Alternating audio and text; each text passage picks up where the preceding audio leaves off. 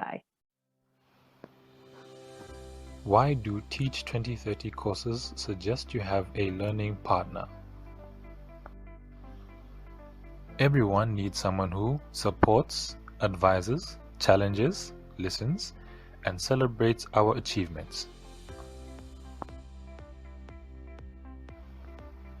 Good learning partners respect each other. Listen without judgment.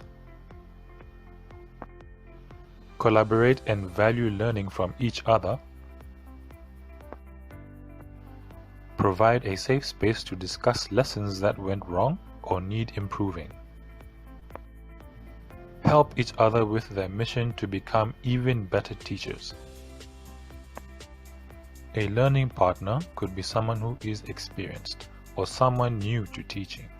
It is not only about subject knowledge or years of expertise, it is also about attitude and the sharing of ideas.